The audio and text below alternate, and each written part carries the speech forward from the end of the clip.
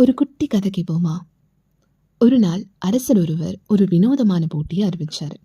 அது என்னன்னா, கோட்டையோட கதவை கைகளால் யார் தள்ளி திறக்கிறாங்களோ அவங்களுக்கு நாட்டோட ஒரு பகுதியை தானமாகவும், ஒருவேளை தோத்துட்டா அவங்களோட கையை வென்றதாகவும் அறிவிச்சார். இதை கேட்டதுமே ஊர் மக்கள் எல்லாருமே பயப்பட ஆரம்பிச்சாங்க. அதனால யாருமே கலந்துக்க முன் வரல. ஆனா ஒரே ஒரு இளைஞன் மட்டும் முன் வந்தான். அப்ப கூட இருந்த எல்லாரும் சொல்ல ஆரம்பிச்சாங்க, டேய், ஒருவேளை நீ தோத்துட்டா உன்னோட கையும் போயிடும், உன்னோட எதிர்காலமும் போயிடும், அதனால வேணாண்டா அப்படின்னு சொல்லி எச்சரிக்கை பண்ணாங்க.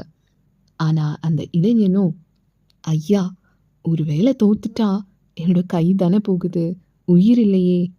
ஆனா மாறா நான் ஜெயிச்சிட்டா ஒரு நாட்டுக்கே அரசனாகக்கூடிய வாய்ப்பு இல்லையா கிடக்குது. அந்த வாய்ப்பை நான் எப்படிங்க தவற விட முடியும் அப்படின்னு ரொம்ப வெகுளியா சொன்னான். சொல்லிக்கிட்டே அந்த கதவை தன்னோட கைகளால் திறந்தான். என்ன ஒரு ஆச்சரியம்! அந்த கதவுகள் தானாக திறந்தது. ஏன்னா அந்த கதவுக்கு தாழ்பால் போடலைங்க. இப்படி தாங்க நம்ம வாழ்க்கையும்.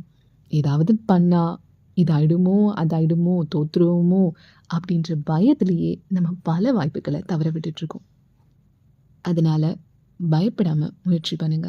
கண்டிப்பா முயற்சி திருவினையாக்கும்.